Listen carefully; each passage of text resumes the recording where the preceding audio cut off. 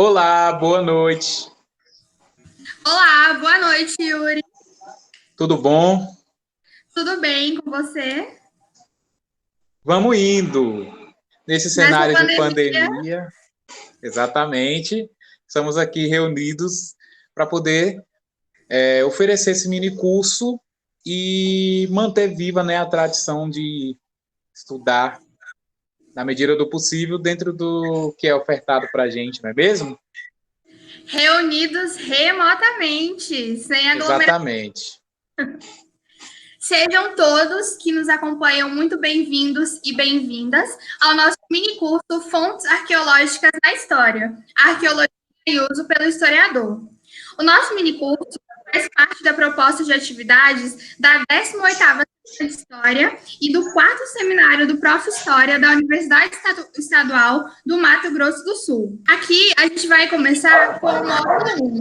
Meu nome é Rafaela Martins, sou estudante da Universidade Federal do Oeste da Bahia e junto com meu colega Yuri, que irá se apresentar, nós vamos ministrar esse mini curso com todos os nossos recursos online disponíveis, já que nós nunca gravamos uma aula online. Olá a todos, eu sou Yuri, eu sou graduado em História também pela Universidade Federal do Oeste da Bahia. Atualmente estou licenciando, mas eu sou graduado no bacharelado em História. Gostaríamos de convidar vocês a se juntarem conosco, acompanhar nossa fala de futuros profissionais para futuros profissionais, num diálogo que nós esperamos servir de contribuição para a trajetória de todos. Gostaríamos também de agradecer a oportunidade de espaço da 18ª Semana de História e do 4º Seminário do Prof. História da Universidade Estadual do Mato Grosso do Sul. E Yuri vai apresentar quem nós somos, né, Yuri? Sim, brevemente ia falar sobre quem nós somos, quem são essas pessoas que vos falam, e isso relacionar também com a proposta do nosso minicurso. Primeiramente, o nosso minicurso tem como objetivo abordar o uso das diferentes fontes arqueológicas em um diálogo com o ofício do historiador, com a disciplina de história, com a pesquisa em história, e também com as possibilidades diversas, porque tanto da parte da história quanto da arqueologia é um campo disciplinar muito vasto. Rafa? Então, nós somos o Arqueologia do Oeste da Bahia, é um projeto de pesquisa da professora mestra Fernanda Libório, que é vinculado ao Centro das Humanidades, o CERU, na Universidade Federal. E aí, com base nesse suporte que o Grupo de Estudos Arqueologia do Oeste formou em nós, estudantes, nós pensamos na possibilidade de falar das nossas experiências e trajetórias com a arqueologia aqui no curso de História da Universidade Federal do Oeste da Bahia. E aí, o minicurso, então, é um reflexo direto das nossas realidades de estudantes interioranos, do Brasil, e a constante busca por romper com as narrativas oficiais sobre a história. Nós vamos ver mais ao longo disso, em torno do curso, mas de antemão a gente gostaria de dizer que também que esse mini curso é uma forma da gente valorizar as relações interdisciplinares dentro da universidade, também no contexto social como um todo, e abordar diferentes componentes curriculares, que é, no caso, a história, a arqueologia, a educação patrimonial, de certa forma, e principalmente a arqueologia histórica e a pré-colonial, que são contextos importantíssimos para o Brasil atualmente. E aí esses campos, eles se comunicam totalmente com o ofício do historiador e as diferentes possibilidades de pesquisa arqueológica e o diálogo com a metodologia da arqueologia. Nós vamos disponibilizar os nossos e-mails e o perfil da Arqueologia do Oeste da Bahia, que você encontra no Facebook e no Instagram, na descrição do vídeo, para que, caso haja alguma dúvida durante o minicurso, vocês possam estar entrando em contato com a gente. A estrutura desse minicurso abordará questões relacionadas às fontes arqueológicas e às fontes históricas, qual é a fronteira entre a história e a arqueologia, de certa forma, e como que isso pode ser utilizado em diferentes contextos acadêmicos. Quando pensamos no formato do minicurso, nós sabíamos que o curso de História da Universidade Estadual de vocês, ele era muito próximo do formato do curso de História que nós temos aqui na UFOB, aqui no oeste da Bahia. E aí, por conta disso, e com essas possibilidades do campo, do planejamento, das comunidades relacionadas, dos estudantes envolvidos, nós pensamos que seria interessante que o minicurso conseguisse contribuir com aprendizagens diversas e também o repensar sobre a própria importância do papel do historiador na sociedade atual, do conhecimento arqueológico na sociedade atual e como isso dialoga com as nossas diferentes realidades. E, acima de tudo, pensar em como que é importante pensarmos o caráter formativo de futuros historiadores em contato com a apropriação do conhecimento arqueológico. Exatamente, Yuri. E para a gente situar os nossos cursistas, né, a gente vai mostrar onde a gente situa as nossas pesquisas. Então, nós estamos alocados no oeste da Bahia, a mais ou menos 600 quilômetros de Brasília e quase 900 de Salvador. E aí a gente tem no mapa que vocês estão vendo na tela, Riachão das Neves, Luiz Eduardo, Barreiras, São Desidério e Correntina como sendo o epicentro de nossa pesquisa. Mas também situamos em Jaborandi e em Cocos.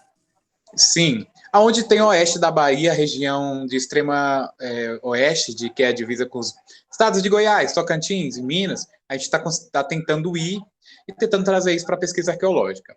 E aí as atividades do grupo basicamente se debruçam sobre as possibilidades arqueológicas, tanto da região oeste, da arqueologia da paisagem, que é aquela da formação da paisagem local, arqueologia histórica, que é bastante forte aqui também, e também as relações da arqueologia pré-colonial, que é o estudo dos nossos antepassados, principalmente as populações tradicionais indígenas. Esses estudos são centrados, como a Rafa disse, nesses municípios, mas em especial nós temos ações aqui no nosso município de Barreiras e no município de São Desidério, que fazem parte do contexto arqueológico da subbacia do Rio Grande, é um afluente do Rio São Francisco, que é o principal rio que banha aqui a região. E esses municípios são estratégicos para o contexto local e é palco de diversas atividades e pesquisas já realizadas por nós, estudantes da UFOB, que nós estaremos mostrando para vocês ao longo aí do minicurso, e partindo do grupo de estudos Arqueologia do Oeste. E aí, com esse breve resumo de quem nós somos e como isso se relaciona com o nosso minicurso, eu passo para a Rafa para a gente dar início, então, ao nosso módulo. Isso, então o nosso módulo 1, ele vai focar principalmente na introdução à arqueologia e em conceitos básicos que a gente precisa ter noção para que, ao longo dos nossos próximos módulos, a gente já esteja mais habituado e mais familiarizado com esses conceitos. A gente também vai falar sobre a importância da ciência para o diálogo, uso e apropriação dos historiadores às pesquisas em história. A primeira pergunta que eu faço, a questão norteadora é: como vocês imaginam que seja uma pesquisa arqueológica e como vocês imaginam que seja o trabalho do arqueólogo? E aí, Yuri, como você imagina que seja? Então, Rafa, é uma pergunta muito importante que eu espero que nossos cursistas já tenham pensado a respeito. A gente vai começar mostrando figuras clássicas, que está muito relacionado ao imaginário de vocês. E também relacionado com os estereótipos que comumente são criados a respeito do curso e a figura do trabalho da arqueologia. Vale lembrar que isso não é exclusivo da arqueologia. Todos os setores das ciências, sejam elas sociais ou não, elas passam por um estereótipo. Não é, Rafa? Isso mesmo, e para o desespero da Lara Croft, do Indiana Jones e dos seus fãs, suas figuras não representam o verdadeiro papel da arqueologia. Você sabia disso, Yuri? Ué, Rafa, mas como é que é isso? Quer dizer que os arqueólogos não arrombam tumbas, assim como a tradução literal de Tomb Raider, que na tradução do inglês para o português fica arrombador de tumbas. E como assim eles não vivem encontrando artefatos valiosíssimos, com muita riqueza, com muito ouro? Pois é, prezados cursistas. A arqueologia não tem nada a ver com a violação de tumbas, e nem com locais históricos. E muito menos com roubo de artefatos. Na verdade, até tem, mas não é uma prática que deve ser respaldada e similarizada à arqueologia. Roubar, vandalizar e invadir sítios arqueológicos não é arqueologia. Pois é, Yuri, exatamente. Essa é uma visão bastante distorcida do que é arqueologia e de como trabalham os arqueólogos. Infelizmente, se eu virar arqueólogo, eu não vou poder arrombar uma tumba, Yuri. Que pena, Rafa. Que bom, na verdade. Para explicar melhor essa questão para todo mundo, para todos e para todas. Então, nesse momento, a gente cede a palavra para a nossa arqueóloga coordenadora, professora Fernanda Libório, que é uma arqueóloga de verdade. Bom, a primeira pergunta que nós temos que nos fazer é o que é arqueologia?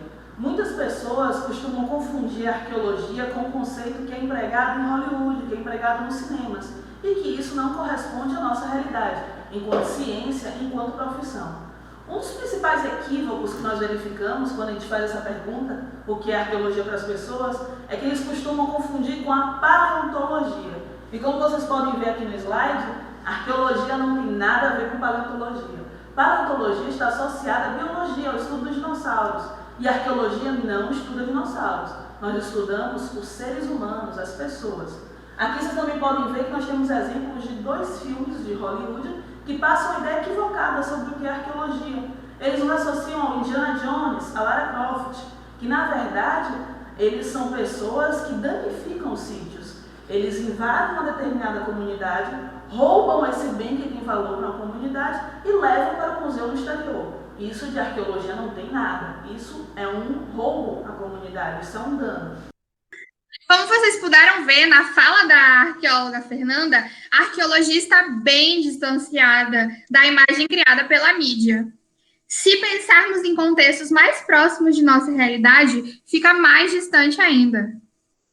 Com certeza. E, ainda que por um acaso visse algum lugar ou através dos imaginários criados pela mídia e pela cultura pop, por Hollywood, que é uma influência que a gente não deve ignorar na cultura brasileira, nós costumamos confundir a arqueologia com aventura, meramente aventura, e com demais estereótipos da mídia que colocam o trabalho do arqueólogo dentro de um contexto que se distancia do caráter científico.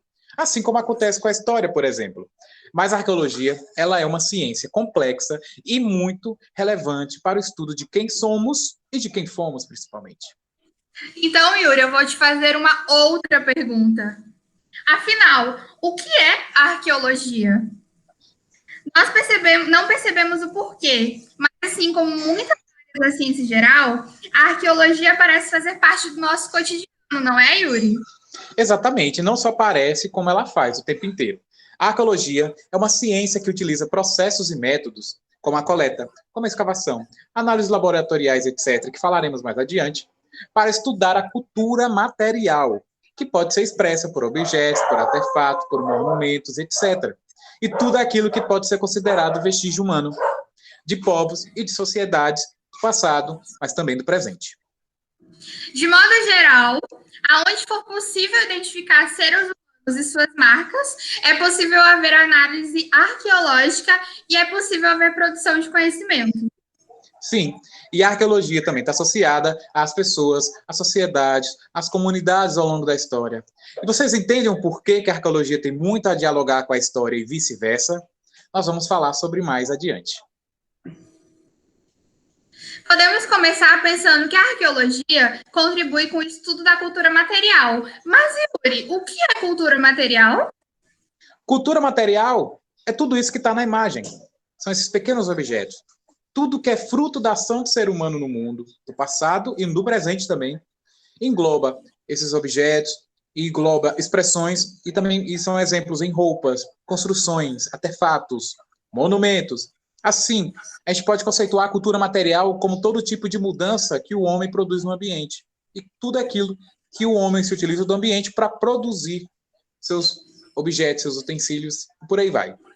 Então, Yuri, como que a gente poderia definir o estudo da arqueologia, dos objetos dessas comunidades? Se todos eles ficaram para trás no caminhar das civilizações, seria tudo como se fosse lixo, descarte, coisas que nem têm utilidade e não possuem mais valor?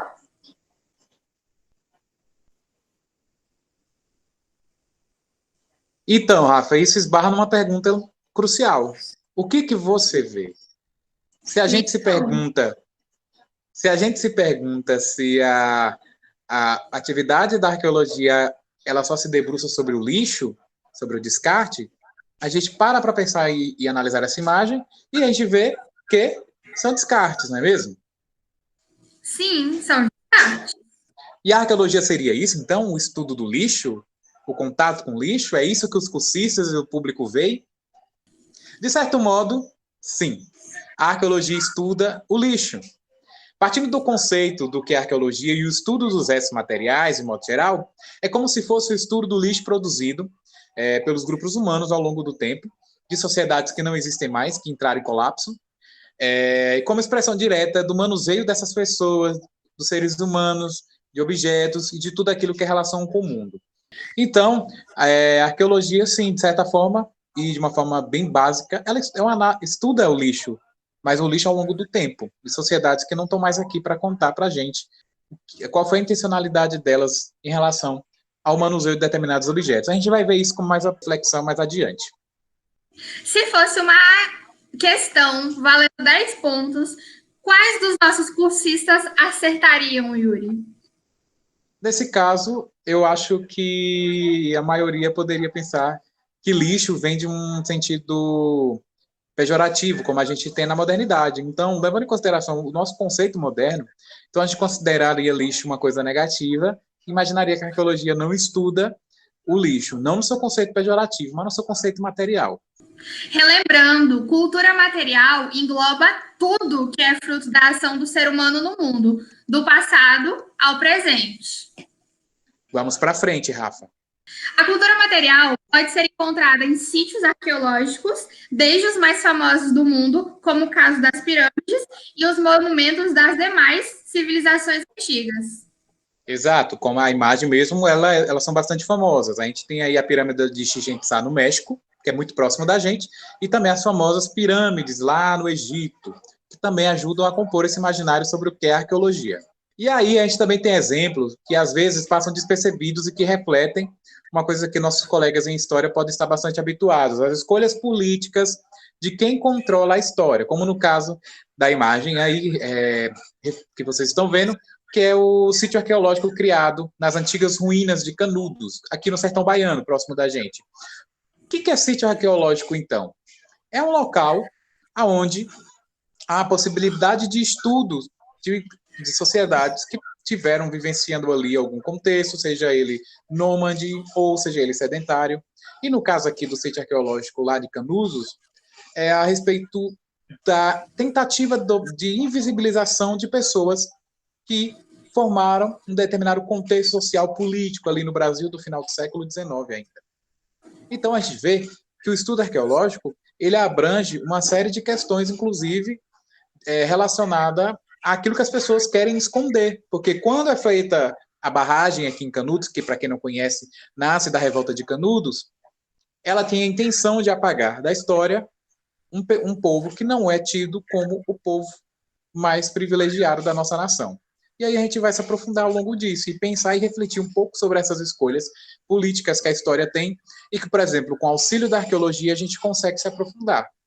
Então, aqui a gente vê um ponto importante em que a história possa vir a se debruçar. A arqueologia estuda objetos e monumentos cujos autores, cujas comunidades podem vir a não existir mais para poder fornecer seus testemunhos. Esses objetos possuem sentido semelhante aos documentos, por exemplo. Acessamos os documentos sem necessariamente estar dialogando com quem o produziu. Exato, e a gente vai ver mais adiante no minicurso que há uma diferença entre a fonte documental, que é a tradicional da pesquisa em história, e os vestígios arqueológicos, mas a gente vamos explicar isso mais adiante, para que fique claro. E aí a gente lembra que a definição do que é documento para a história também é bastante ampla, e ela continua em constante reflexão dentro do curso, e que as práticas mais recentes consideram uma diversidade de fontes ainda mais complexas que o documento, o papel em si. Algumas outras correntes históricas, elas têm procurado desconstruir isso. E aí, assim como nos objetos da cultura material, a gente tem que pensar que os documentos também são frutos de seu tempo, possuem intencionalidades únicas que talvez jamais a gente alcance, porque a gente não vai conversar com o documento. Porém, passíveis de análise e conceitualização, assim como todo o contexto material estudado pela arqueologia, no Brasil em especial, o estudo de material cerâmico, de arte rupestre e de materiais líticos muito próximo da nossa realidade local, em sua maioria de descendência indígena, Todos os artefatos, assim como as gravuras e desenhos rupestres, são associados a grupos distintos. A pesquisa arqueológica, ela vai possibilitar que esse conhecimento possa vir a surgir. Então, dessa forma, e a gente entendendo a importância da cultura material, como que o arqueólogo trabalharia? Como os arqueólogos produzem conhecimento? Posso te dar um spoiler, Yuri? Pode, sim, senhor. Não é arrombando tumbas, nem roubando artefatos. Eu espero que isso tenha ficado bem claro para você e para os nossos cursistas. Com certeza, e também vamos lembrar que em processo de investigação do arqueólogo não tem a ver com os personagens lá de CSI ou de qualquer tipo de programa que passa na TV. Isso tem que ser rompido a partir de agora. Vamos para frente. De modo geral, o arqueólogo ele trabalha em locais que são diversos. Não somente em região que é de difícil acesso, ou em selva fechada, não somente esses tipos de locais. O arqueólogo ele atua em zonas litorâneas, ou zonas dos sertões, ele atua nas cidades, porque a cidade também é espaço para pesquisa arqueológica, em ambientes subaquáticos também, que é um mercado em crescimento no Brasil, desde aqueles relacionados aos impactos ambientais, como é o caso da instalação de usinas em locais que possuem reservas, etc., e também naqueles que haverá a possibilidade de uma perca muito grande de informações do ambiente. E aí isso pode ter uma variação. O arqueólogo pode ser chamado para trabalhar quando há essa previsão desse impacto ambiental, ou seja, informações que vão se perder, mas também quando há descoberta de novas informações ao longo da intervenção humana na paisagem ali. Sim, especialmente partindo do ponto que vai muito além de sair por aí cavando buracos, arqueólogo ele não cava, ele escava. E essa ação se chama prospecção. Essa etapa, ela se integra às etapas de pesquisa realizadas pelo arqueólogo. Exato, faz parte de uma das etapas importantíssimas, que é a delimitação e o reconhecimento de espaços para a atuação do arqueólogo, ou seja, ir até o sítio arqueológico e realizar todos os processos. Mas isso faz parte de uma das etapas. A gente vai descrever essas etapas com mais clareza mais para frente, mas é importante as pessoas saberem que há todo um planejamento anterior, seja por parte dos profissionais envolvidos, seja por parte da contratação de arqueólogos, como eu citei anteriormente, e também a compreensão da dimensão do trabalho que pode surgir desde esse estágio de delimitação e de ida até o campo, até o laboratório, e aí coisas que vão se integrar a esse processo. É um trabalho que ele é constante e ele continua se atualizando. Muitas vezes, os vestígios não estão visíveis e exigem trabalhos mais complexos, mas que, por si só, representam muito para a descoberta de sítios arqueológicos, enquanto recortes específicos de todo o mundo. A exemplo dos trabalhos comandados por Nia Guidon, na Serra da Capivara, no Piauí, responsável por colocar o Brasil em um marco importante para a compreensão da existência da vida humana em nosso território. E aí, como que esse arqueólogo continua trabalhando?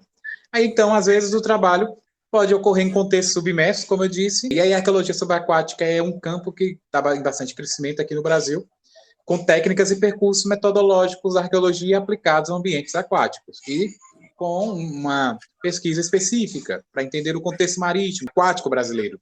Além dos demais sítios arqueológicos, o que é muito comum aqui na nossa região, associados à paisagem do Cerrado Baiano, como grutas, serras e vales. Inclusive, essa é uma foto do grupo de pesquisa que é coordenado pela professora Fernanda Libório. E aí, após as etapas de uma pesquisa em campo, como foi mostrado, em sítios arqueológicos, um registro, que tem que ser detalhado, para essas informações identificadas não se perderem, serem aproveitadas ao máximo, o arqueólogo costuma, então, tratar as informações coletadas lá no laboratório, e aí, onde tudo que foi levantado passa por considerações e elaborações, o que for possível de análise, para possíveis interpretações do que foi coletado nesses locais, nesses sítios arqueológicos.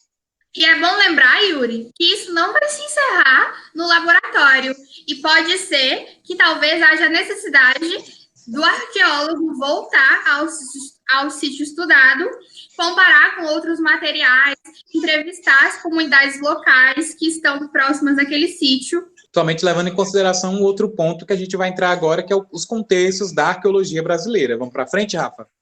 Bora!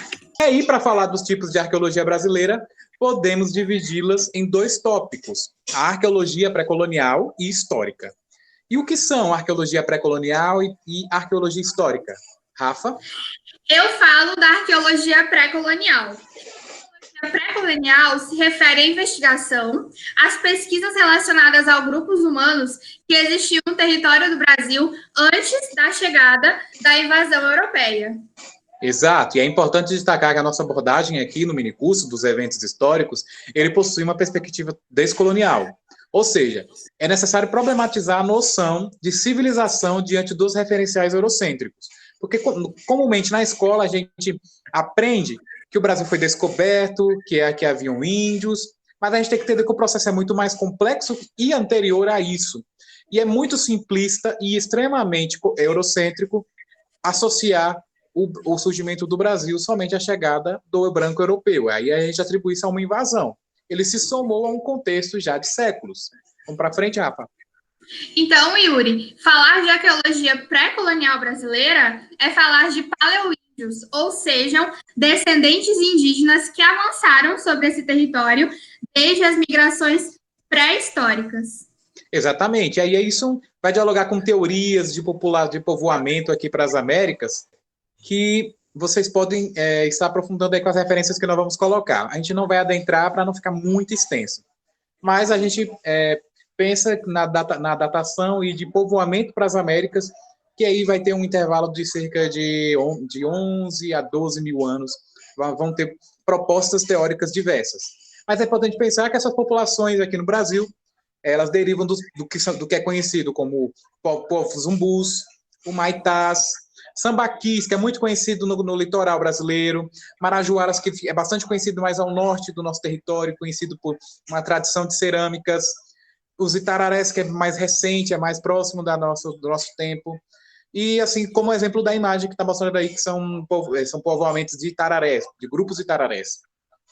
E aí os vestígios desses povos, eles continuam sendo os objetos de pesquisa dentro da arqueologia e da história. E aí a gente começa já a adentrar no objetivo do nosso minicurso, não é, Rafa? Isso, Yuri. E aí nós estamos falando de material cerâmico muito encontrado em sítios arqueológicos, dependendo da localização, com especificidades e particularidades próprias de cada povo. E aí nós estamos também falando de ferramentas líticas. O lítico está associado ao período paleolítico da pré-história brasileira, ou a famosa idade da pedra lascada, do homem, lascando pedra, batendo uma na outra. Volta, essas Yuri. Ferramentas... Começa de novo, que eu toquei a tela sem querer. Tá certo. 1, 2, 3... E aí... nós estamos falando de ferramentas líticas. O lítico está associado ao período paleolítico da pré-história, ou a famosa idade da pedra lascada, do homenzinho agachado, confeccionando ferramenta para sua utilização. Essas ferramentas são exatamente isso, como vocês estão vendo aí na imagem, que são o fruto de lascamentos. Geralmente, e aí por isso está associada a ideia lá do lixo, a gente encontra restos de lascamentos. São ferramentas que não deram certo, que foram descartadas ali mesmo pelo território. E aí o arqueólogo, encontrando esse resto, ele consegue ter uma noção das tradições de lascamento, da possibilidade de lascamentos. E aí a gente, na pesquisa, a gente associa muito isso à técnica de sobrevivência, à técnica de caça, do manuseio cotidiano desses sujeitos, e até mesmo para a elaboração de instrumentos de caças, de objetos diversos. A pesquisa com esse material, ela também está muito relacionada às tecnologias paleolíticas. E os materiais encontrados em campos podem servir diversas informações, inclusive da existência de povos em locais que se julgavam espaços vazios. Isso é muito comum aqui na nossa região, se imaginar que era um grande espaço vazio. Há esse discurso muito comum na história dita oficial, e aí esse tipo de achado, como o caso aqui da ferramenta de sílex encontrada no município vizinho de São Desidério, demonstra que havia, sim, populações passando ou estabelecendo morada aqui nesse período. E aí, Yuri, eu te dou mais um exemplo. A arte rupestre. É um conjunto muito associado ao período pré-histórico, ou seja, são as marcas que esse povo, esses sujeitos pré-históricos, deixam em paredes, em grutas e em demais espaços rochosos, que trazem até a posterioridade o registro e a expressão de vida de povos que não existem mais. Exatamente. E aí, como no exemplo da imagem, que fica localizado no sítio Seu Camé, também no município vizinho de São Desidério, você já deve ter, isso está muito próximo de algo que você já deve ter visto aí na sua região, ou onde você habita, que é o contexto da pintura rupestre, que ela é muito comum no nosso território. E o que demonstra e rompe também com a noção de que o indígena não produzia cultura. A arte é cultura, ainda que seja dentro de um contexto pré-colonial, pré-histórico, representa a expressão de um povo. E aí, com certeza, a gente vai gostar muito de saber, se você puder deixar nos comentários, na forma de sua de interação, se você já viu arte rupestre ou materiais líticos ou cerâmicos aí na sua região, não é, Rafa? Nós somos muito curiosos, né, Yuri? Exatamente. Quanto mais a gente souber, melhor. Mais diálogo. Exatamente. E aí, outro ponto relacionado às possibilidades de atuação do arqueólogo e às áreas de estudo no Brasil, se utiliza das ferramentas da bioarqueologia para representar e estudar nossos habitantes mais antigos, como o clássico exemplo de Luzia, a primeira mulher. Quem foi Luzia, a primeira mulher, Rafa? O crânio de Luzia foi encontrado em 1974 em Lagoa Santa, Minas Gerais, que representa a importância do estudo da arqueologia pré-colonial brasileira e identificar um ser humano que viveu em nosso território há mais de 11.500 anos aproximadamente. A relativa possibilidade dessa data representa uma imensa perspectiva sobre a história das migrações e a habitação do nosso território, Yuri. Então, a gente vê que é um período bastante recuado. A arqueologia e a sua utilização pelo contexto da história vai permitir o vislumbre disso. E aí, outro tipo de arqueologia brasileira bastante estudada é a arqueologia histórica. Essa daí vem, em relação a tempo, ela é considerada após o contexto de arqueologia pré-colonial. Então, como o próprio nome sugere, pré-colonial, antes de colonização, e histórica, esse momento pós-colonização, no momento que já há a alteração do espaço por parte também do homem europeu. Então, a arqueologia histórica se relaciona com a formação do que é Brasil, de quem somos enquanto povo e também enquanto nação inventada.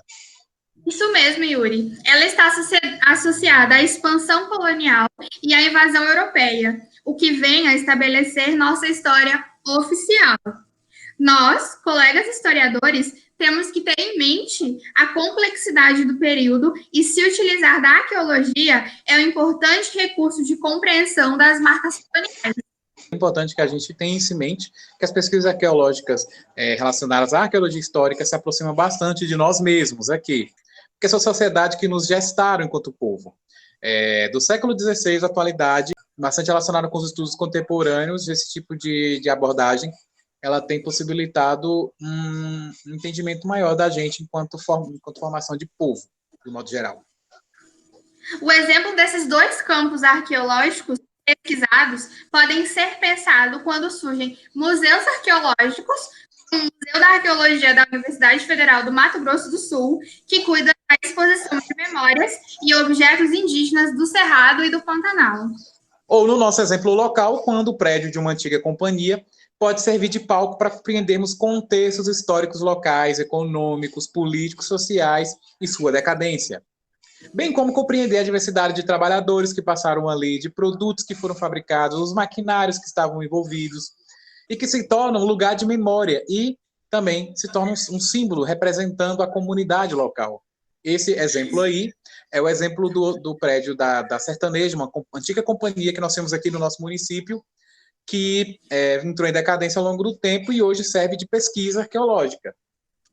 E de histórica também. Exatamente, Yuri. E os nossos cursistas, eles também já devem ter ouvido ou visto algum exemplo na sua região ou cidade que poderia se enquadrar dentro do contexto de arqueologia brasileira. Se sim, que história esses monumentos representam? A gente adoraria saber. Sim, vamos querer saber de tudo, mas vamos para frente.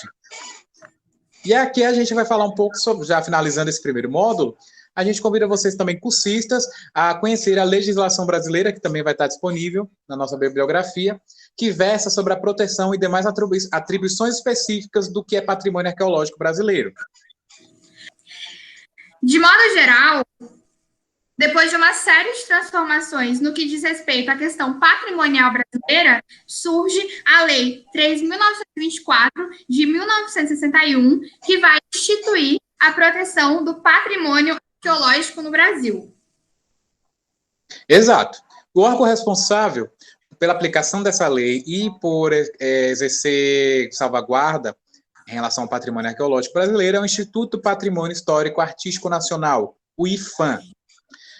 Caso vocês queiram conhecer mais detalhes sobre o que esse órgão faz, como ele atua, como ele trabalha, a gente vai disponibilizar nas nossas referências um link com acesso ao site do IPHAN e também um acesso à lei com todas as suas atribuições do que é a defesa do patrimônio histórico brasileiro. É muito importante saber disso, porque é o IPHAN que gerencia os licenciamentos para as atividades arqueológicas no país e registra os sítios arqueológicos no país. E agora, Yuri, que rufem os tambores. Vou te fazer uma pergunta que vale R$89.000. O que é história? Quer se arriscar, Yuri, a responder isso para mim? Eu não quero arriscar nem por R$89.000 hoje na minha conta, Rafa. Eu quero pensar, e gosto de pensar, que buscar pensar no que seja a história é também repensar os seus métodos acima de tudo. A gente vem de uma tradição histórica muito tradicional, muito apegada ao positivismo.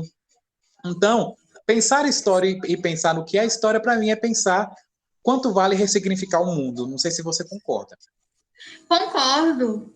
Inclusive, acho válido o seu posicionamento. Assim como as demais áreas da ciência, assim como na arqueologia, a história também teve seus próprios processos e precisou mudar para cada vez mais atingir quem necessitasse dela.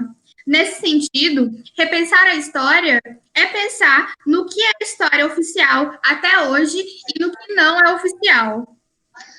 Isso, esse é o ponto, Rafa, e espero que os cursistas possam repensar um pouco a respeito. Por isso que a importância da gente falar sobre o uso das fontes arqueológicas. Porque o conhecimento histórico, ele consegue desconstruir determinadas noções para abrir espaço ao subalternizado, ao invisível, aquele que não tem letramento. Como que um documento vai contemplar uma pessoa que sequer sabe escrever? Isso não é pensado. A gente aceita o documento do jeito que ele é.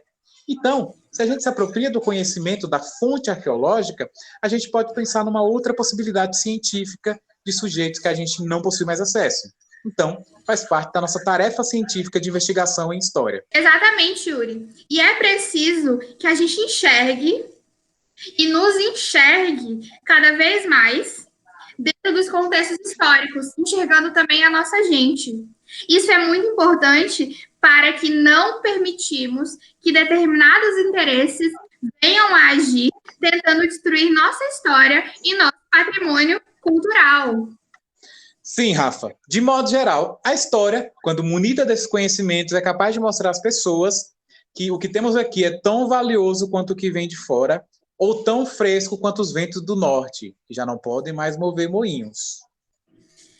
Reduzir, Yuri, o nosso contexto histórico e arqueológico, como exemplificado na imagem, que eu espero que você esteja vendo, é coisa típica de quem não se importa de verdade com seu povo e com sua história.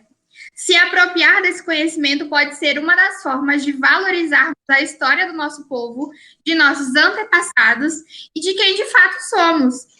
Esse é o nosso dever enquanto futuros pesquisadores, professores, historiadores e arqueólogos. Exato, e aí só mais uma complementação, Rafa, também. Eu acho que a gente também deve pegar esse tipo de discurso e trazer para si enquanto uma carga pessoal de pessoas que querem mudar esse discurso. A gente tem que pensar que os estudantes que a gente lida, as pessoas com quem nós lidamos no dia a dia, precisam repensar esse posicionamento e desconhecimento sobre a história de modo geral. Então, se a gente, enquanto professor, todas essas categorias que a Rafa disse, mudarmos nossa atitude, a gente vai estar contribuindo com o esclarecimento e o conhecimento de um modo geral. Então, Rafa, eu acho que a gente já falou até demais para o primeiro módulo, e agora vamos respirar fundo para ir para o próximo? O que é que você acha? Tomar uma água, né? Exato. Os cursistas também. Sim. Será que tem alguém por aí ainda, Yuri, ouvindo a gente? Será que tem vida online nessa pandemia? Existe vida no Covid, na pós-pandemia? Veremos. Veremos no próximo módulo. Fica com a gente.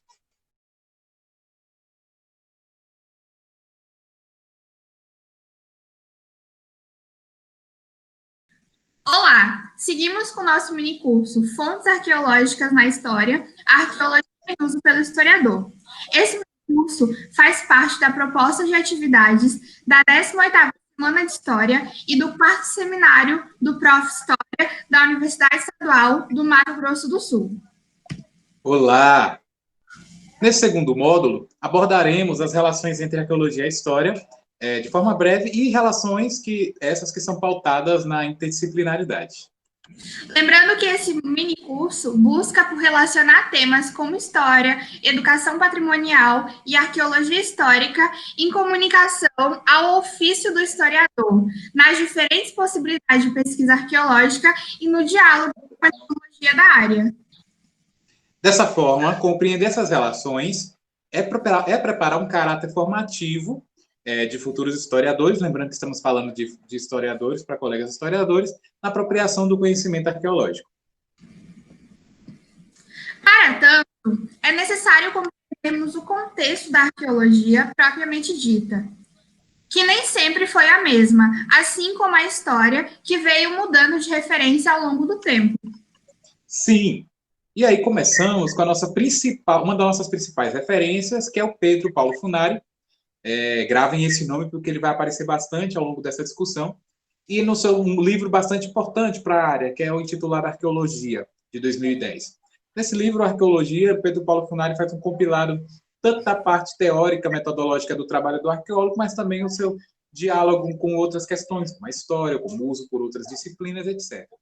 Então, ele é uma das principais referências nesse minicurso e nos mostra que, para além das ideias romantizadas, criadas para a arqueologia, como nós já falamos, a ideia de que a arqueologia no mundo ainda passava pela essa ideia de aventura, etc., de exploração, e principalmente do atendimento de ideias colonialistas, como nós já comentamos. O Pedro Paulo Funari vai apresentar o que de fato é o trabalho arqueológico nesse livro, e a gente se serve bastante dele. Em países como os da América Latina, é de imaginar que o pensamento arqueológico estivesse muito ligado a uma busca por um passado áureo, não é mesmo? Exato, Rafa, sim. E ainda permanece essa ideia. E a gente não pode buscar culpados, nós temos apenas que nos debruçar sobre a possibilidade de transformarmos esse ideal. Então, o arqueólogo Pedro Paulo Funari, enquanto referência para os estudos da arqueologia, aponta que a disciplina no mundo, em algumas partes, esteve relacionada à história, à antropologia, à filologia, que é o estudo científico das línguas, e demais áreas das ciências sociais no geral, além de outros usos. E sempre com um ar de técnica avulsa, partindo aí brevemente ali dos contextos do século XVIII e ao XIX. Então, ocorre uma transformação desse aspecto em meados do século XIX, quando começam a ser estudados períodos mais recuados, como os períodos geológicos, a pré-história e os seus artefatos líticos, que também já mencionamos anteriormente. E aí, para melhor compreender os detalhes dessa trajetória, nós convidamos vocês, cursistas e público em geral, que acessem o livro do Pedro Paulo Funari, nas referências também disponibilizadas nesse curso, para compreender as trajetórias da arqueologia enquanto conhecimento, desde o século XVIII, como eu falei, enquanto ainda ela era de uma perspectiva avulsa, até a adoção do termo arqueologia científica, que é um termo extremamente recente. Por enquanto, a gente vai focar nas relações com a história enquanto disciplina. Certo, Rafa? Certo, Yuri. Sendo assim, conhecer a revolução da construção do pensamento científico na arqueologia pode nos levar a mais uma pergunta comum. Então, Yuri, a arqueologia ela serve somente para ilustrar a história? Pois é, Rafa, é uma pergunta que a gente escuta bastante, né? Até mesmo a gente, quando adentra no curso de História, a gente tem essa dúvida. Mas não, para repensar essa pergunta, Rafa, precisamos pensar no histórico da arqueologia, de modo geral, e as suas áreas de pesquisa. Segundo Pedro Paulo Funari, pensar nisso seria um tanto simplista e reducionista nessa pergunta que você fez, que está aí na imagem. Seria muito simplista e reducionista. Primeiramente, então, é necessário pensar que a arqueologia ela possui múltiplas origens, e é pautada na história, mas também tem contextos relacionados com a antropologia, por exemplo, e isso vai depender de suas origens. Aí, por exemplo, no século XIX, nos Estados Unidos, na Europa, eles estavam com contextos relacionados ao estudo da arqueologia diferentes, mas que havia uma certa aproximação. E aí os arqueólogos, então, puderam fundar tradições em cima desses contextos de estudo, que possibilitariam o estudo material das outras culturas, seja ela do presente ou do passado, que é importante para a caracterização científica da disciplina no século XX. Então, ainda que que tem ocorrido, essas múltiplas origens, elas caminharam para se tornar um referencial científico para meados do século XX. Então, segundo Pedro Paulo Funari, e aí pensando nesse breve histórico da arqueologia e nas suas áreas de pesquisa, vamos pegar o exemplo, primeiramente, dos Estados Unidos, porque, querendo ou não, ele dialoga diretamente com as Américas, que no século XIX, em contato com os historiadores também, tratavam da civilização ocidental e a euro-americana enquanto uma possibilidade de evocar aos primórdios ali da nação, dos Estados Unidos específico. Mas se tratava da civilização ocidental e euro-americana, como eu disse, enquanto tarefa dos antropólogos para o estudo dessas outras culturas. Que outras culturas seriam essas? As dos indígenas, dos nativos ali do atual território dos Estados Unidos. O que a gente concebe enquanto cultura ameríndia. E aí, seguindo essa tradição, com a antropologia, estudando as línguas diversas, a etimologia dessas sociedades vivas, dos ameríndios, a arqueologia, então, só se encarregaria do estudo dos vestígios dos índios mortos. E aí, na Europa, a arqueologia surgiu derivada da filologia, como eu já disse, o estudo das línguas diversas, e da história, e preocupada em estudar os vestígios materiais da civilização ocidental. Isso também vai dialogar um pouco com o que a gente vai ver mais à frente sobre os contextos históricos mesmo, de busca por pesquisar a Grécia Antiga, a Roma, a Antiguidade Clássica. Vamos para frente, Rafa. Inclusive, Yuri, uma das primeiras a surgir é a arqueologia clássica, voltada para os estudos das civilizações gregas e romanas da antiguidade. Aqui, seu surgimento engloba disciplinas como história antiga, história da arte, epigrafia, que é o estudo de inscrições, entre outros. E aí, então, no século XIX, lembrando que a gente está se debruçando sobre as áreas de pesquisa da arqueologia desde o século XVIII, surge uma grande necessidade de afirmação dos estados nacionais, especialmente ali no contexto burguês, que aí é uma outra discussão, que cria a ideologia nacionalista, que ainda busca resgatar e criar valores para se explicar e justificar as nações que se surgiam e que se consolidavam, especialmente ali no contexto europeu. Esse nacionalismo ele incentivou o desenvolvimento das arqueologias que se voltavam para o estudo dos primórdios das nacionalidades, como no caso da arqueologia medieval europeia. E aí isso é comum dentro do estudo. A gente tem essa referência fortíssima, inclusive até aqui no Brasil, levando em conta, inclusive, a arqueologia histórica do século XVI e diante. Ou seja, um longo percurso de diálogos constantes da arqueologia com diversas disciplinas e contextos sociais diversos. Sim, e é aí que o Pedro Paulo Funari aponta que o surgimento dessas arqueologias históricas e o avanço do humanismo, principalmente nas ciências e as teorias evolucionistas, etc., que foi possível adotar um olhar mais amplo para o homem e a busca sistemática dos seus vestígios, também de quem são esses seres humanos mais antigos, quem são nossos antepassados. E aí, a partir do século XIX, que passa a ser estudado períodos mais recuados e o próprio surgimento da arqueologia pré-histórica também, que vai dar mais amplitude para a gente entender esses antepassados e o estudo material deles. Ok, Yuri, mas talvez ainda paire a pergunta no ar, né? A arqueologia ela serve, então, somente para mostrar a história ou complementá-la? Então, Rafa, não. É importante a gente dizer que saber de todo esse histórico previne esse tipo de dúvida e é baseado no que o Pedro Paulo Funari também diz no livro dele, a arqueologia não deve ser lida enquanto ilustração da história, mas sim enquanto disciplina capaz de convergir fontes e seus significados, que podem ser contextualizados não somente pela história, mas como as demais áreas. E é possível pensarmos em exemplos para apelar na convergência de fontes? Sim, Rafa. E aí, baseada ainda no que o Funari nos diz, é necessário a gente pensar que entre a arqueologia e a história existem fronteiras e que elas podem se expandir. E aí, vale a pena a gente lembrar que a gente disse anteriormente que a arqueologia ela se debruça sobre o estudo do que é vestígio material, do que é cultura material, objetos, etc. E a história, ela tem o documento, traz o documento para si, para contextualizá-lo, para entender sua narrativa, o que ele quer dizer. Então, basicamente, essa fronteira ela está relacionada a uma questão e uma diferença tipológica da abordagem de elementos que são diferentes, mas que podem se dialogar. E aí essa fronteira se consiste então nessa materialidade, nas categorias de fontes, aonde ela se aproxima, onde ela se distancia. E a gente dá o exemplo, como está passando na imagem, de Tessália, que é uma cidade perdida na Grécia, que foi descoberta recentemente, acho que em 2016.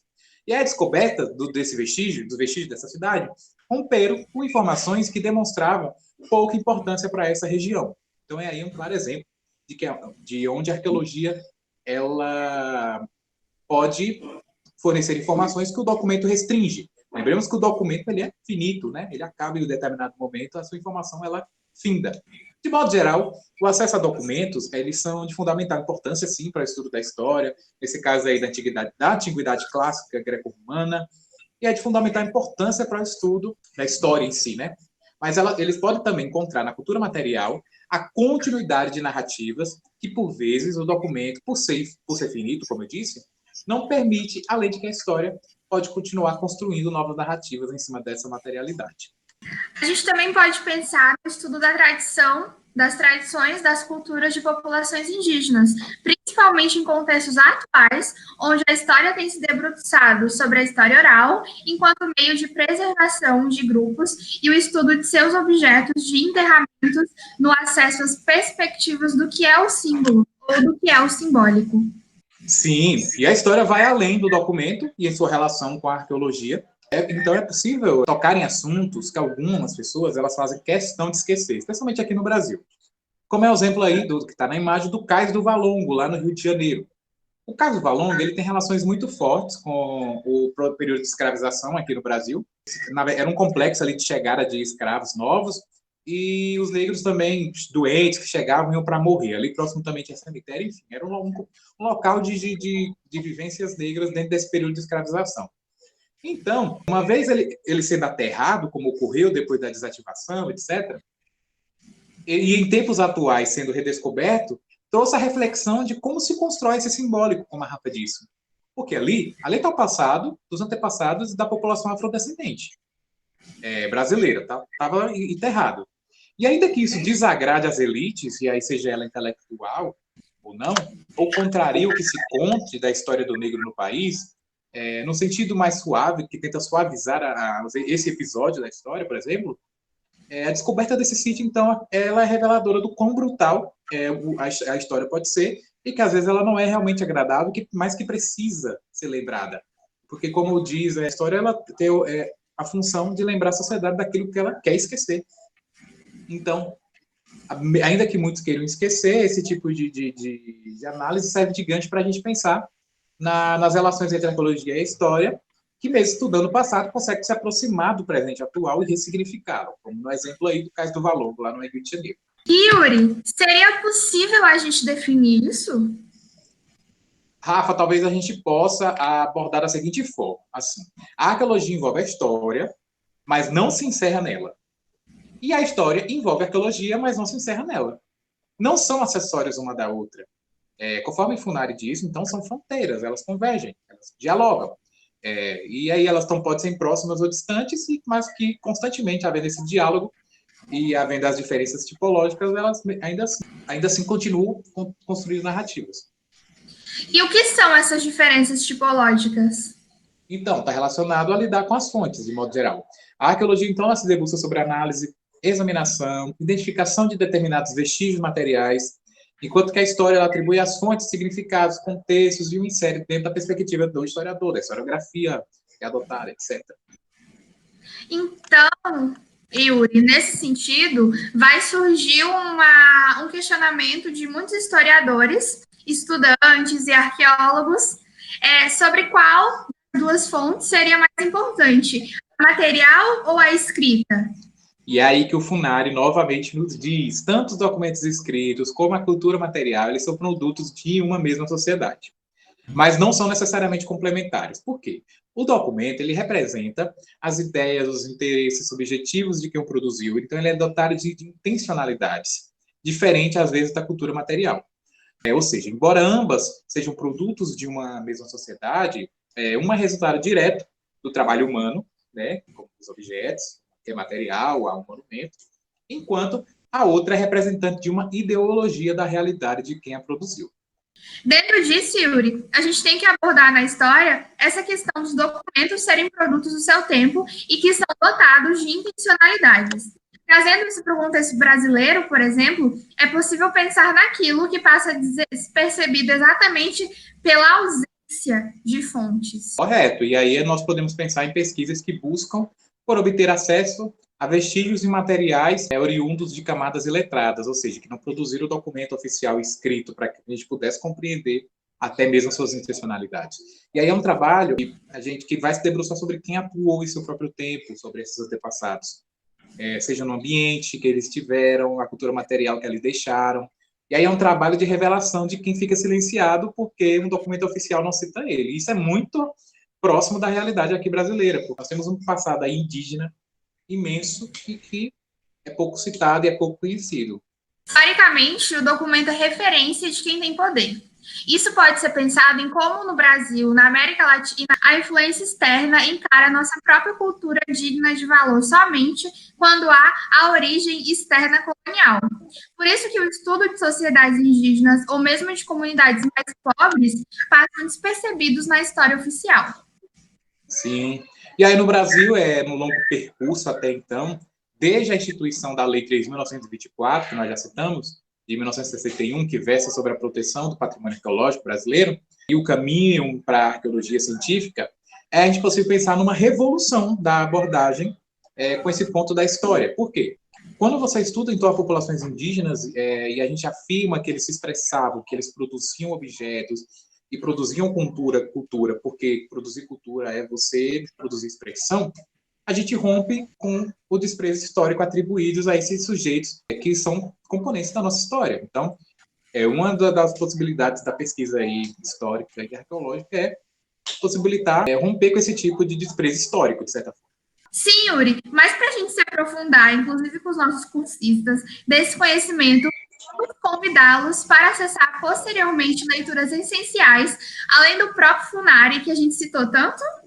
Vamos! Então, todas essas referências que a gente utiliza aqui faz parte da disciplina de arqueologia dentro do curso de História, como a História do Pensamento Arqueológico, do Bruce D. Traeger. Arqueologia Brasileira, do André Proust.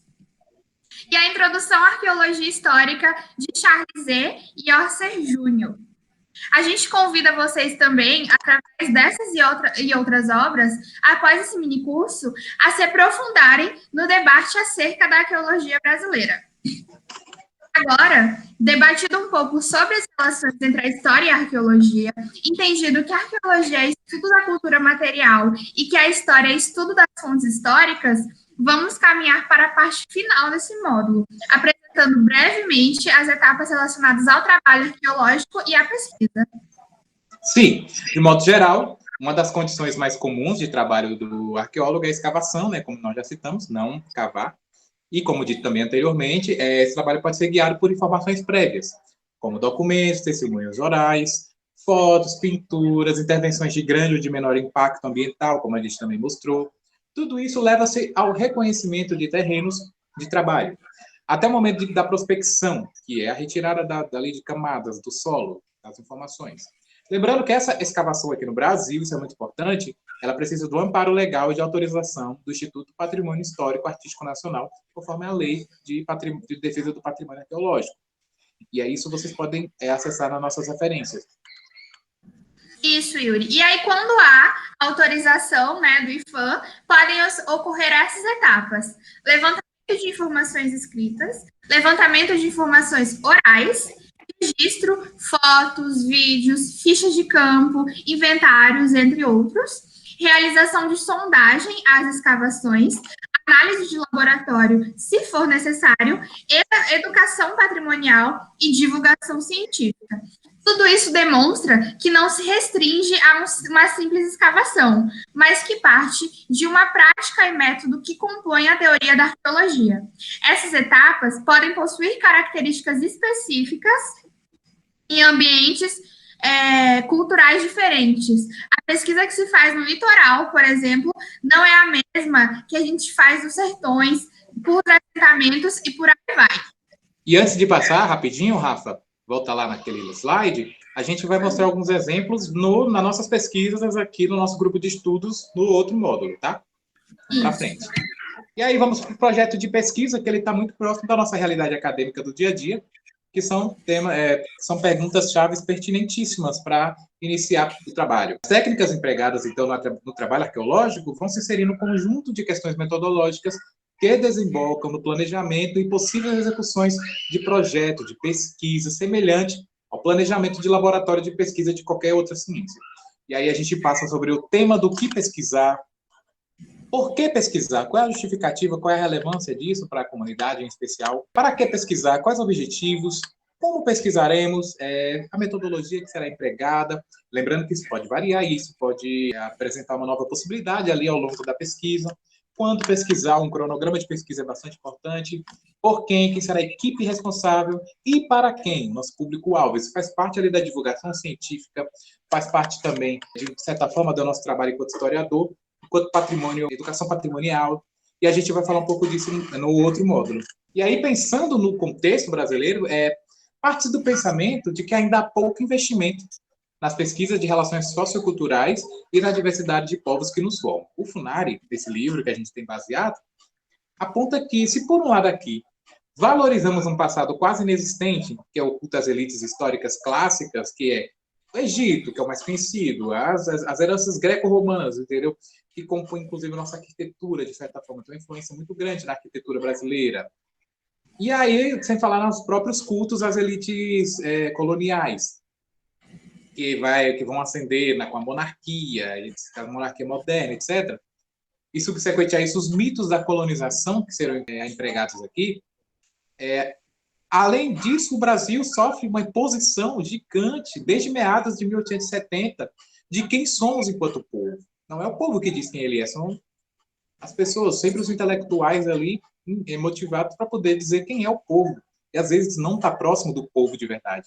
Além disso, nós temos caminhado desde esse período ali do século XIX a uma ideia constante de progresso do país do futuro, que nunca é do presente. Porém, que podemos ler ainda mais anteriormente esse processo ali, em 1838. Você sabe o que é que teve em 1838, Rafa? Eu sei, Yuri, mas você pode me falar o que aconteceu? Então, em 1938, para os nossos colegas, ocorre o surgimento do Instituto Histórico Geográfico Brasileiro, o IHGB. Ele, inclusive, existe aqui na Bahia, o IHGB lá em Salvador, para quem puder dar uma pesquisada, o site do IHGB continua ativo.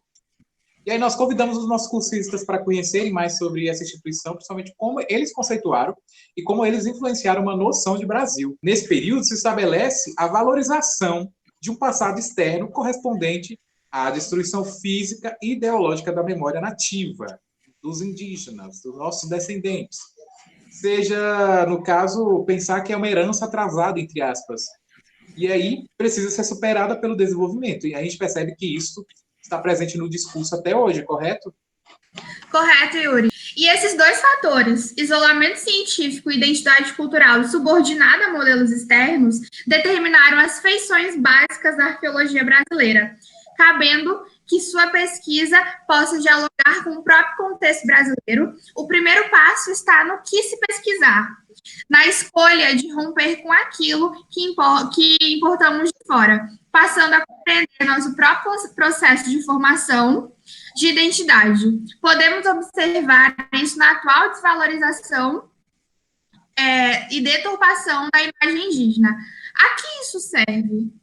E aí a gente pode ver como no país do futuro, que ainda está no presente, continua dando continuidade a tudo isso que a gente disse, como é o exemplo das imagens correspondentes aí na tela, que é a reivindicação dos indígenas contra o estereótipo deles, especialmente isso no Dia do Índio. A gente, quanto futuro profissional aí da história, a gente tem que começar a romper com isso e começar a pensar que a nossa herança nativa, ela não é uma herança atrasada e que ela faz parte do nosso cotidiano e que nós temos referenciais da nossa cultura que estão intrinsecamente relacionados à cultura indígena.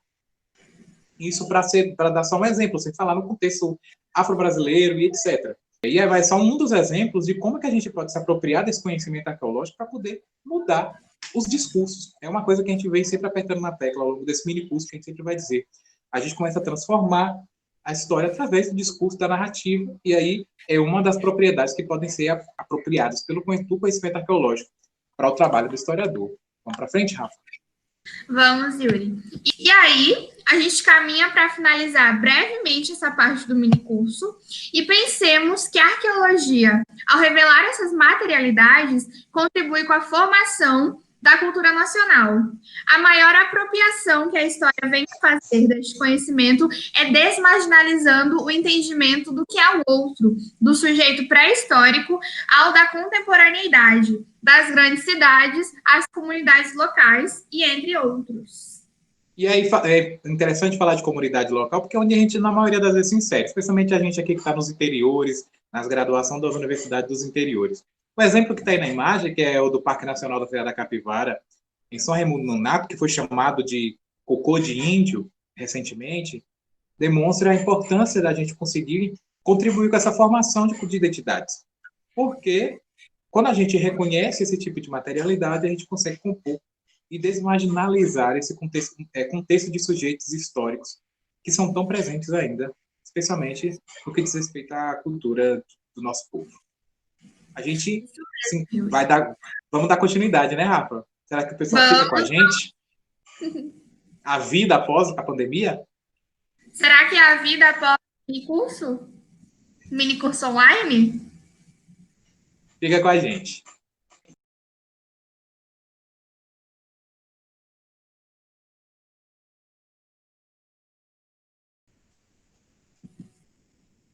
Olá! Seguimos com o nosso minicurso Fontes Arqueológicas na História, Arqueologia em Uso pelo Historiador. Esse minicurso faz parte da proposta de atividade da 18ª Semana de História e do 4º Seminário do Prof. História da Universidade Estadual do Mato Grosso do Sul. Olá! Nesse terceiro e último módulo, nós abordaremos as possibilidades de pesquisas históricas em campo arqueológico, tomando o nosso exemplo. Lembrando que esse minicurso busca por relacionar temas como história, educação patrimonial e arqueologia histórica em comunicação com o ofício do historiador nas diferentes possibilidades de pesquisa arqueológica e no diálogo com a metodologia da área. Dessa forma, compreender essas relações é preparar um caráter formativo de futuros historiadores na apropriação do conhecimento arqueológico. Depois de pensarmos no tipo de conhecimento que cada uma das disciplinas, História e Arqueologia, se propõe a produzir, de termos falado brevemente das etapas do trabalho em arqueologia, das etapas dos projetos de pesquisa e como, no contexto brasileiro, principalmente, podem ocorrer aplicações e apropriações das fontes através da pesquisa histórica, agora podemos falar um pouco sobre os diálogos das pesquisas arqueológicas com a pesquisa histórica. Sim, Rafa. E aí, para esse momento, aí pegando a foto do nosso grupo de estudos Arqueologia do Oeste em trabalho, a gente pensa nos formatos das pesquisas arqueológicas, utilizando os exemplos das experiências realizadas nos componentes curriculares dentro do curso de História que temos aqui na Universidade Federal do Oeste da Bahia, UFOB, Campus Barreiras.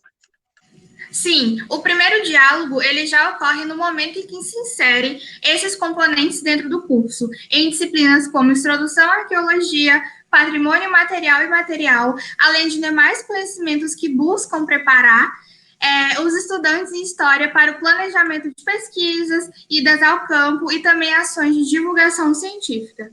E aí, dialogando com o que dissemos anteriormente sobre as etapas do trabalho em arqueologia e projetos de pesquisa, o desenvolvimento de todo esse processo assume um caráter interdisciplinar para a formulação de estratégias de pesquisa. De agora em diante, nós mostraremos brevemente como que utilizamos desde a sala de aula ao campo, por aqui, no conhecimento, que é importante de se desenvolver na apropriação da pesquisa arqueológica, e práticas decorrentes desde o laboratório de pesquisa ao campo, e ao retorno ao laboratório, à divulgação científica, à educação patrimonial, de um modo resumido.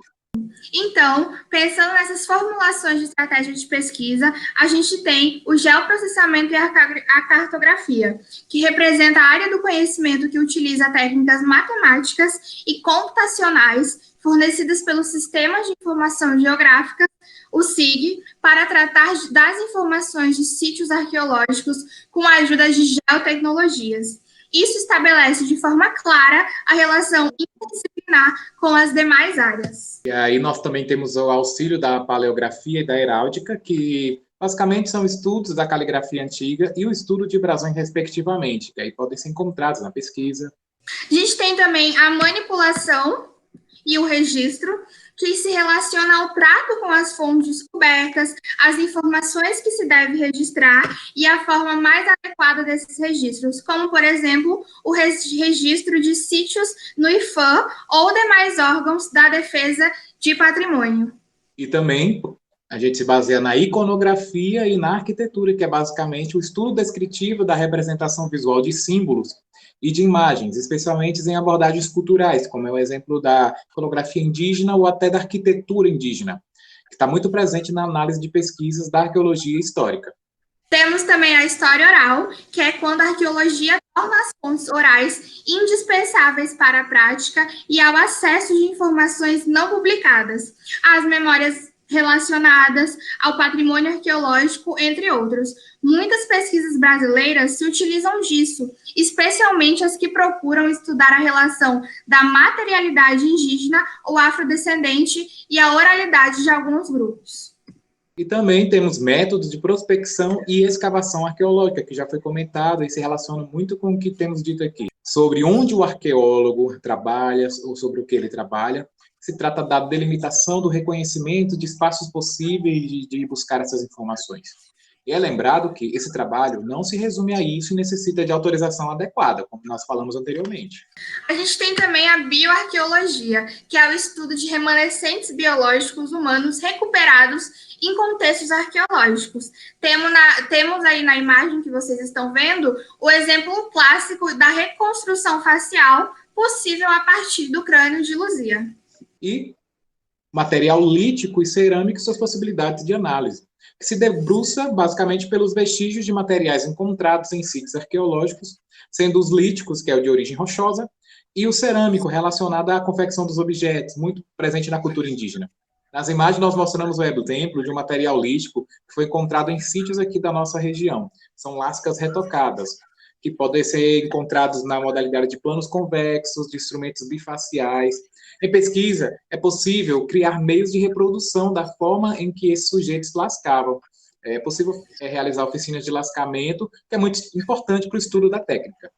E também, por fim, a gente tem os registros rupestres e a análise desses registros, sejam eles gravuras ou pinturas, como na imagem do painel do sítio Seu Camé, em São Desidério. Através do estudo desses registros, podemos compreender a diversidade de gravuras dos sítios, trazer a informação para o laboratório e se utilizar de softwares que possibilitem imagens como essa apresentada. Porque ela passa por um melhor tratamento também. Isso mesmo. E aí, com base no que a gente falou, basicamente, sobre essas etapas de elaboração, a gente volta para falar do nosso contexto aqui local, que é com base nessas informações todas e nessas possibilidades, que a gente passa a pensar, pegando aí, então, esse exemplo, no estudo sistemático dos sítios e como que eles são distribuídos aqui. É possível ver nessa imagem. Isso, Yuri. Na imagem, é possível que a gente observe a quantidade dos sítios conforme o Cadastro Nacional de Sítios Arqueológicos do IFAM, baseado na localização das subbacias hidrográficas locais. Esse recurso nos permite espacializar essas pesquisas e percebemos onde falta pesquisa e onde é necessário atualizá-las. Percebam que a região ela é grande, mas a quantidade de sítios arqueológicos ainda é muito pequena. Lembrando que a gente tem um histórico de quase 40 anos de ausência de pesquisas específicas para cá. Então, a gente está dando início a uma outra tradição de pesquisa arqueológica aqui na região. E aí, Yuri, a gente convida os nossos cursistas, né, a conhecer um pouco dos nossos sítios e seus contextos, de onde nós saímos da sala de aula para o campo e aonde a gente desenvolve as nossas pesquisas. Correto, Rafa. Lembrando que para a arqueologia é necessário estudar os elementos da paisagem quando a gente quer fazer um trabalho inicial. E aí, lembrando que para a arqueologia é necessário estudar os elementos da paisagem, que compartilhados por um ou mais grupos ali de sujeitos, de seres humanos, resultam em uma maneira semelhante da gente perceber essa mesma paisagem. No caso, com os registros que a gente pode acessar desses sujeitos. É o que conhecemos por arqueologia da paisagem, especialmente daquilo que compreende contextos pré-históricos, pré-coloniais e da formação geomorfológica como tudo. A gente vai mostrar 2 exemplos de sítios estudados pelo nosso grupo, presente em diversas pesquisas do nosso curso de História. O grupo Bambuí, formação São Desidério, sítio Gruta das Pedras Brilhantes e sítio Seu Camé, e a formação do grupo Urucuia, sítio Serra do Mimo. E isso é importante de entendermos porque, segundo o Vitafísica, que é uma referência do estudo da arqueologia da paisagem, é nas paisagens que são desenroladas as relações humanas e nelas são estudadas as inter-relações entre as comunidades e o ambiente. Através de possíveis alterações realizadas por elas na área, como, por exemplo, a exploração de recursos naturais, etc., é possível que nós, de aí em diante, podemos falar de grupos. Aí, no caso, estamos falando dessa formação geomorfológica da paisagem e como que esse contexto é importante para compreendermos os sítios arqueológicos. E aí a gente não vai aprofundar nessa discussão, a gente convida vocês a acessarem a bibliografia complementar. É importante conhecer a formação da paisagem, se utilizar da arqueologia da paisagem para contribuir com as pesquisas que abordem contextos regionais. A história local se beneficia disso, principalmente quando há uma possibilidade diversa de pesquisas para a região, como no nosso caso, como o caso de Barreiras e São Desidério, que consta na imagem. E a gente tem o sítio Gruta das Pedras Brilhantes, que é uma região multifacetada e possui diversos sítios, como o sítio Gruta das Pedras Brilhantes, datado de mais ou menos 1080 a.C. e 250 anos depois de Cristo. Nesse sítio, há uma variedade grande de registros rupestres. É possível analisar com mais detalhes, como na imagem, com o recurso do D-Street, tecnologia aplicada ao estudo arqueológico, por exemplo. Também temos o sítio Seu Camé, que é de um contexto semelhante, e que mostra também tradições de pinturas e gravuras diversas, muito próximas do contexto da região do Cerrado, que é onde nós estamos. Também é possível identificar lascamentos, matéria lítica, cuja técnica podemos também estudar em laboratório, reproduzindo o lascamento e suas tecnologias. Aí todo esse cenário e esse breve panorama dialoga com a necessidade de formar pesquisadores que possam contribuir com as possibilidades de pesquisa para o contexto local e regional. E é aí que entra o grupo de estudos Arqueologia do Oeste, responsável por esse diálogo e incentiva a pesquisa. Como é possível observar na imagem, parte-se desde a teoria da sala, de aula e atividades externas, como também as aulas práticas, que levam os estudantes para os sítios já catalogados ou não. O grupo também auxilia em projetos de divulgação científica.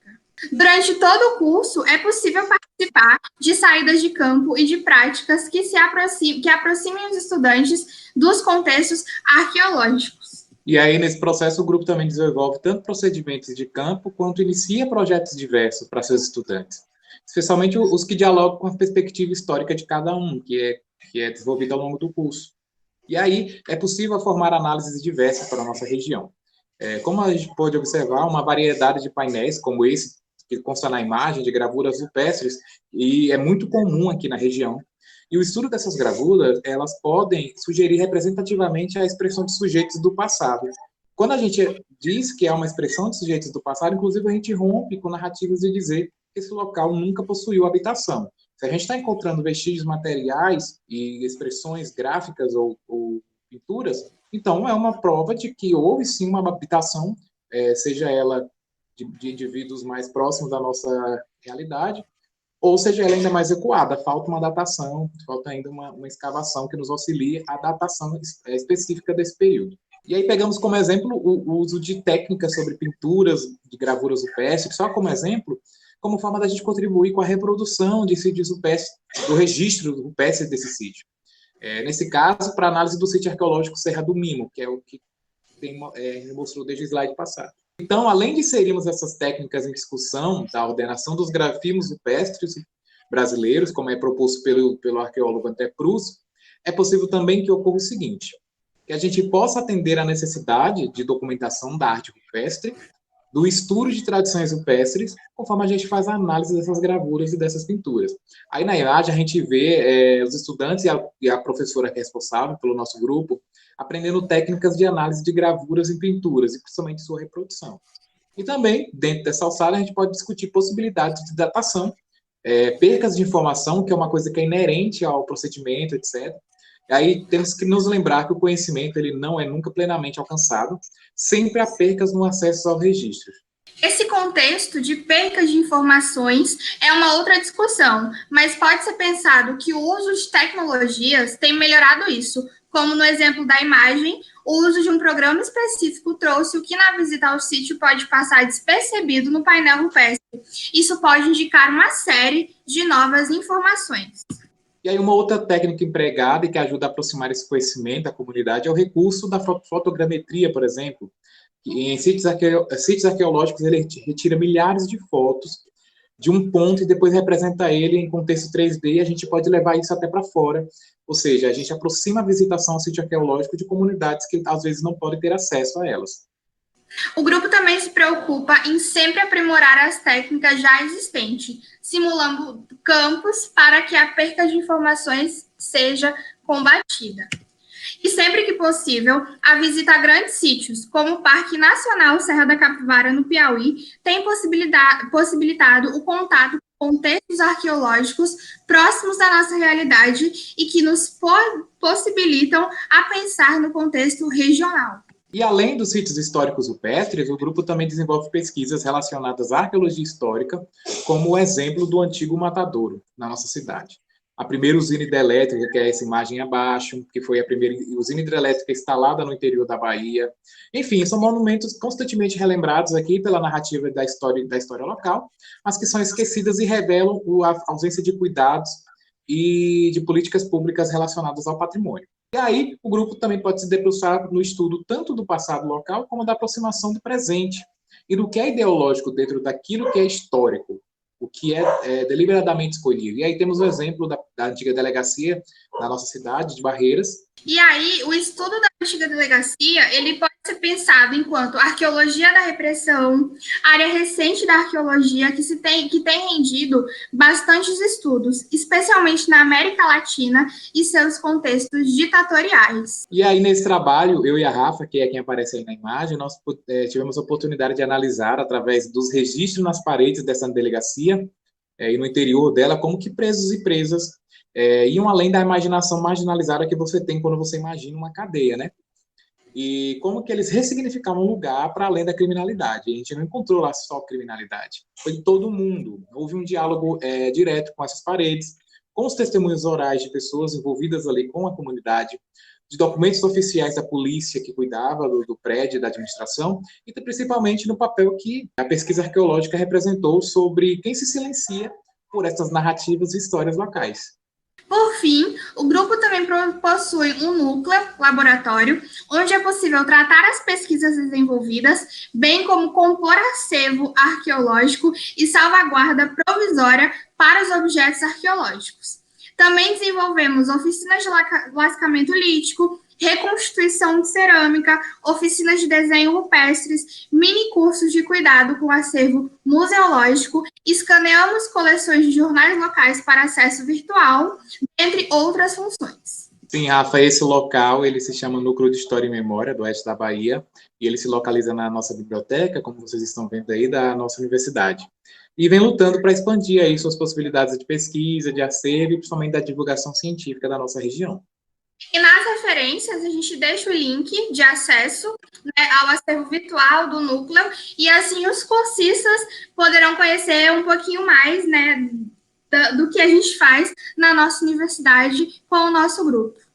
Então, já caminhando para o final, qual seria a importância de tudo isso que nós falamos até agora? Seria, basicamente, né, de fato, dizer que a formação de historiadores em se apropriarem do conhecimento arqueológico e fazendo referência, aí, no caso, a Pedro Paulo Funari, que a gente falou anteriormente, ao conceito da fronteira das disciplinas de história e arqueologia, pode-se dizer que o conhecimento da história constitui aspecto inelutável da pesquisa arqueológica. Então, a gente vê que estamos próximos, ainda que haja diferença de método, de uso de fonte, mas que a gente pode compor e nós, enquanto historiadores, se apropriar desse conhecimento para poder expandir essas fronteiras. Esse conhecimento e aspectos podem ser expressos na educação patrimonial, no processo de alerta para a necessidade de cuidado com aqueles locais, de defesa do patrimônio conforme previsto em lei. parte de ações simples, como a sinalização de um parque, por exemplo. Pode se aproximar, pode ser aproximando a comunidade do patrimônio, seja promovendo minicursos como esse, seja começando do ensino básico, dentro da sala de aula, você abordar o contexto arqueológico da região, conhecer o patrimônio e suas possibilidades de capacitação. A gente está dominando o conhecimento quando a gente se informa disso. Empoderamento de sujeitos, a gente ter acesso a isso, então engloba as questões da educação patrimonial como um todo, e também ter acesso a essa informação é fazer com que a gente se empodere de nossas próprias histórias, das nossas próprias trajetórias. Isso gera renda, porque quando há empoderamento da história local, há uma geração de renda e aumenta-se a visitação desses locais e também é uma promoção de uma expressão cultural. Esse quadro ele é muito comum no Brasil inteiro, mas pode partir do contexto local ou regional para a transformação das mentalidades do micro para o macro. E por fim, né, o que queremos dizer com tudo isso até aqui? Quando se produz conhecimento arqueológico em uso pelo historiador, pode existir trabalho em história. A arqueologia e a história são ferramentas políticas. Deve-se reivindicar seu uso para a transformação de sujeitos afetados pelo reacionarismo e imposições repressivas.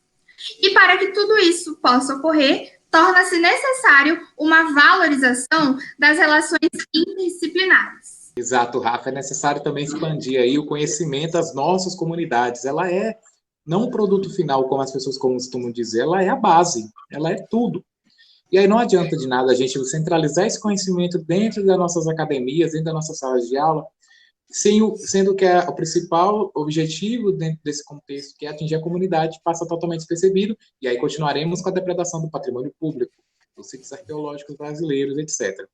Então, é necessário que a ações de educação seja a principal ferramenta para transformar vidas. E a educação, ela transforma. E a produção do conhecimento passado pode e deve refletir quem somos.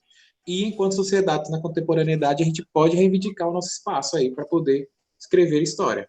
Para mais informações, né, a gente deixa aqui o nosso canal Arqueologia do Oeste da Bahia no YouTube. O canal Contextos Arqueologia, que tem no YouTube, também é um podcast. O canal Cris Amarante, Arqueologia Alternativa no YouTube.